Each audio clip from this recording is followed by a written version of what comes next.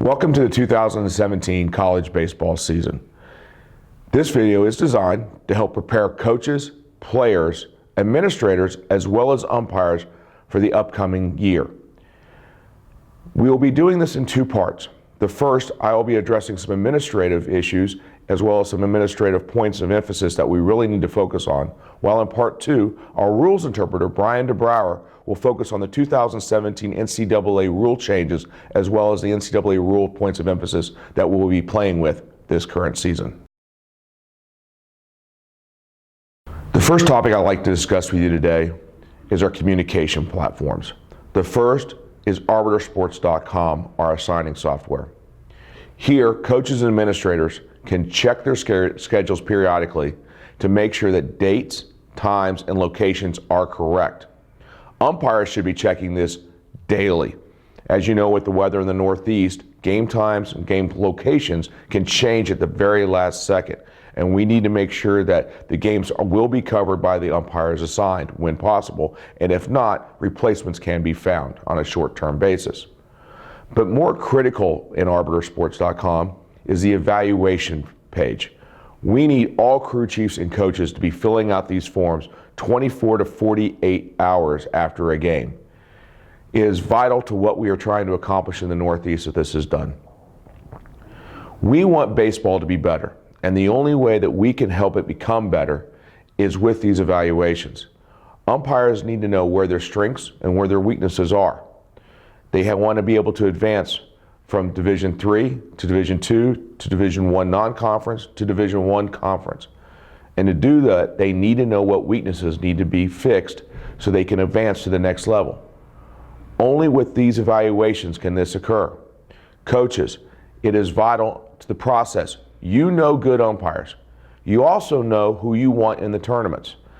These evaluations will be what we use to help determine who will be working your postseason, a postseason that will help you and hopefully put you into an NCAA regional. We invite everybody to visit our website as well as our other social media platforms. The website, www.cogumpires.org, really expresses who we are, and what we're trying to accomplish. While our Facebook page is by far our most important media platform we have. On it, we have daily tips for our umpires to help them get better. This is led by our lead instructor, Chris Hubler, as well as our very talented instructional staff. There have been a lot of questions about national anthem protests that have come up. And in this regard, if a player does not stand for the national anthem, umpires have been instructed that it is up to the institutions to handle this. They are not to interfere. Each conference has their own specific policy in this regard, and this is in line with those policies. Umpires, it is not your duty to enforce judgment or punishment on any player or coach that wishes to kneel during the national anthem. Each institution has their responsibility to handle it on their own. We felt together that it was important for me to come here and share with you the things that I actually see when I go out there.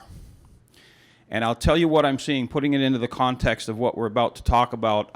I wanted to let you know that what I'm seeing out there is the following. As you know, and I've taught umpires for a long, long time, virtually my entire adult life I've spent teaching umpires, and one of the things that is constant is that when you first learn how to umpire, there are a lot of things that you're taught that later on have to be untaught.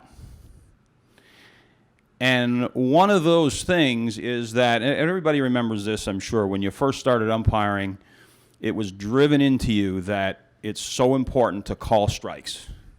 Call strikes, right? We've all had that driven into us so hard for so long.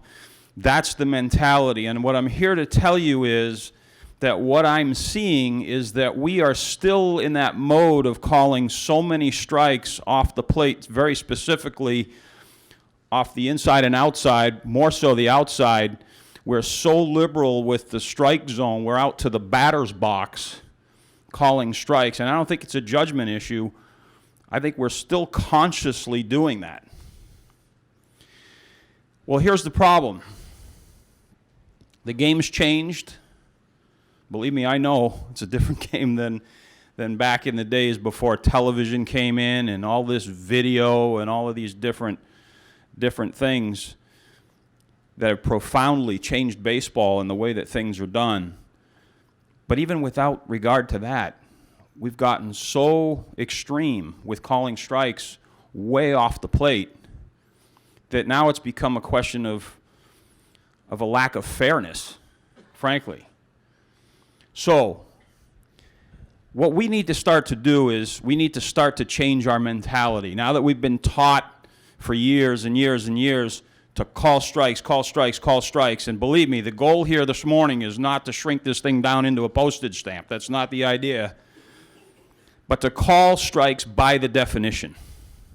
We all, everyone in this room now lives in a world where we're working real baseball now. It's real baseball. And it's about time that we start to umpire real baseball in a real way. We need to call strikes by the definition. That was Bill McCallum, NCAA Northeast Regional Advisor, at our annual meeting this past January, emphasizing that we call the strike zone properly, something that we have been working on as a collective group for the past couple of years.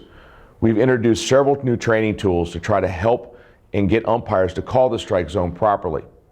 Now we're looking at performance. We are expecting our umpires to call a true strike zone.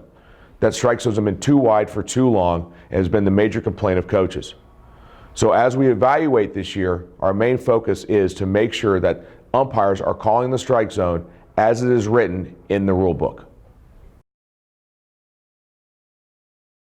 Lastly, I would like to express our full support and commitment to the NCAA policy in regards to suspensions and ejections.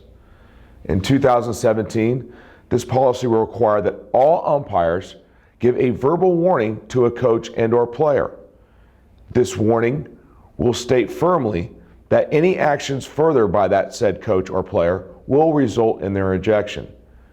With that being said, we must all recognize that there will be times when ejections could be warranted without this warning being given. Hello everyone, I'm Brian deBrauwere, the Collegiate Officials Group Rules Interpreter. After one full week of the season, there are a couple things that have caused some confusion, and we wanted to put out a video to clarify those things with coaches and umpires. Starting with the pitching regulations governing the set and the windup. This is not a new rule, but the enforcement of it is being focused on for this season. The basis of the rule is all about the pitcher's chest and shoulders. And it's the initial position that he takes on the rubber, and that's the key phrase. If the pitcher takes a position with his chest and shoulders initially facing toward first or third base, that establishes him in the set. Position with his chest and shoulders initially facing towards the plate, that establishes him in the windup. The confusing thing here is that if you're in the set position and your pitcher chooses to face towards the catcher in order to take his sign by bending at the waist, he needs to initially take that position, facing towards first or third base, because that's what's going to establish him in that set position. So let's talk about a few specific instances as they're going to come up with this rule. We have a pitcher who steps onto the rubber and immediately faces towards home plate. That establishes him in the windup. From there, if that pitcher proceeds in a set position and comes to a stop, that will be called an illegal pitch. The penalty with a runner on base for an illegal pitch is a balk. The penalty for an illegal pitch with no runners on base is a ball after a first warning to the pitcher. So it's important, if your pitcher wants to pitch from the set position, that he initially faces toward first or third base with his shoulders. That establishes his position in the set. Then he can bend towards home plate to take the sign in that position that has traditionally been allowed. But you have to have that initial position toward first or third base that establishes you in the set. Of course, if you, in the opposite way, take the rubber with your chest and shoulders facing towards first or third base, and then you proceed from the windup, that's also an illegal pitch. So if your pitcher wants to deliver the ball from the windup position, he needs to initially face towards home plate with his chest and shoulders. Take the rubber, face towards home plate. If he wants to turn a little bit to take his preliminary motion with his shoulders, of course that's okay, but that initial position has to be towards home plate. So one rule that is a change for this season is concerning boundary decisions, when a fielder makes a catch in play and then goes out of play. In the past, the commonly accepted way to govern this was the catch and carry. If you caught the ball in play and carried it out of play, as long as you controlled your body or stayed on your feet, the ball was alive and the play could continue. However, this year, that's completely different. As soon as a fielder who's in possession of the ball enters any dead ball area, whether it's a dugout, stands, or just a chalked off area on the field, that play is going to end. If there's runners on base, they would move up one base. So another change that we're dealing with this year is voluntary release as it relates to catches.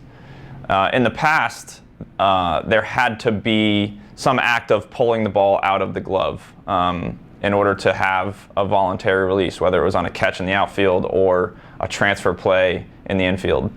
That's now different. Now what we're looking for is the action of the free hand moving towards the glove. As soon as we have that and a voluntary opening of the glove, we can judge that that ball is voluntarily released.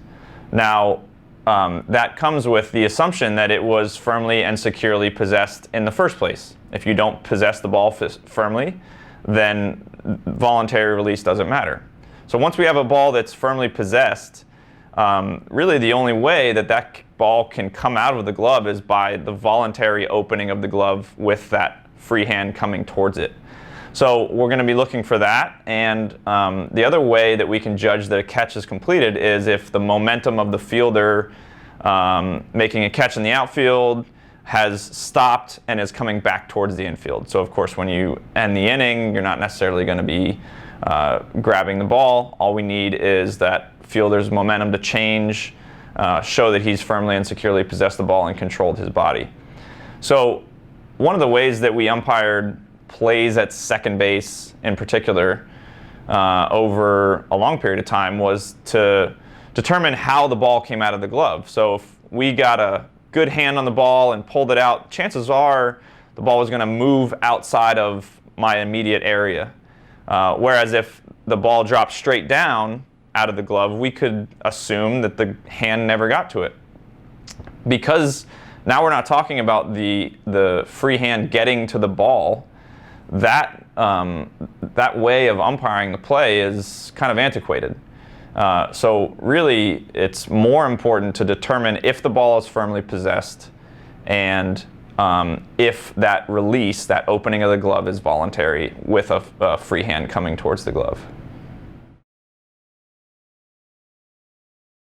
Of course, we understand that there will be questions with any changes, and I want to make myself as available to any umpire, coach, or administrator that wants further clarification on any of these things. So please feel free to email me at rules@umpires.org. Of course, our goal is to have uniform enforcement across the board, and the best way we can do that is by communicating with each other. Thank you for watching our 2017 preseason video. Please do not hesitate to reach out to us with any questions that you might have. I personally would like to wish the best of luck to everyone this season. My desire is that we all come together to make 2017 a great year in college baseball.